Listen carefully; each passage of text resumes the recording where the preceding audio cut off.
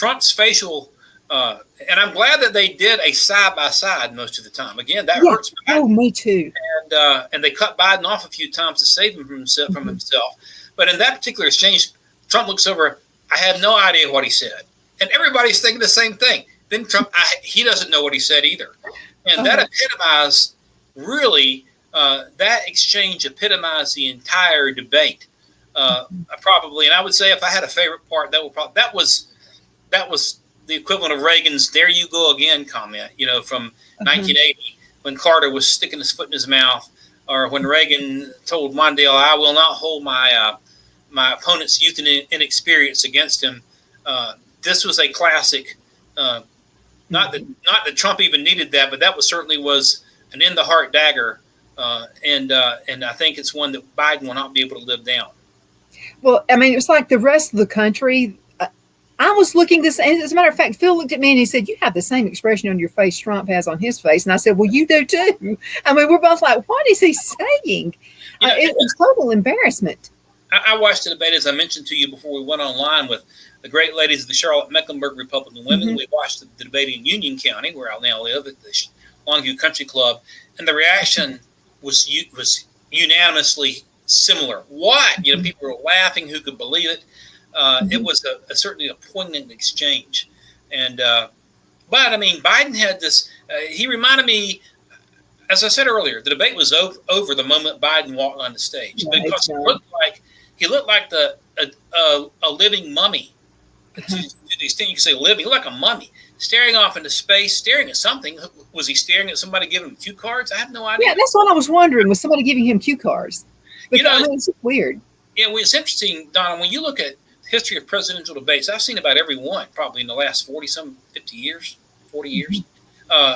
Nixon Kennedy is a classic example of where if people, and this is not exactly a direct comparison, and I'll clarify just in a second, but people who heard the Nixon Kennedy debate on the radio, and radio was very still popular, and thought Nixon had won, but when the ones who saw it on TV gave the edge to Kennedy by far. Now, the difference is, if you listen to the Biden-Trump debate on the radio, you'd never think Biden won. But it was the nonverbals and the facial expressions and his seemingly lifeless decorum, regardless of what he said substantively, which he didn't say much substantively. Obviously, they prepped him for 5 days, 16 advisors. He had memorized. It didn't work. No, it didn't. It didn't work. No. Babbled, and he looked lifeless. And, I've had calls from Democrats today. I can't vote for this guy. Tell me why I should vote for Trump. Of course, I've told them I'm going to vote for Trump, they say. I got off the phone with a good friend earlier and gave them the reasons. But, this is the most one-sided, and you've heard this before, and I'm just echoing what others have said, but thought it from the very moment, the most one-sided steamrolling annihilation in a political debate that I've ever witnessed in my life. And Trump, to his credit, kept his cool. I had people call me, "Why didn't Trump say this? Why didn't Trump say it?" Trump did exactly what he needed to do. He kept his cool and let Biden sink himself. And Biden did sink himself. And I was, sitting there with my friends there at the debate last night that we watched together, and people were saying, "What do you think?" I said, "Listen, we are going to know really, really quick what this is about, on whether the liberal media tries to protect him, spin it to protect him, or that they turn on him."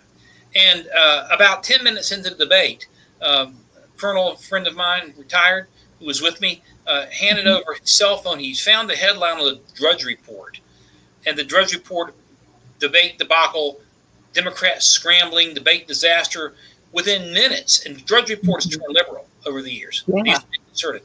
The liberal media was engaged in calling it like it is, because it's very, very clear that there is a conservative movement with the media in bed with the Obama fact of the Democrat Party, in my opinion. Obama, David Axelrod, Valerie Jarrett, perhaps some others, but those three particularly, to try to get this guy off the ticket.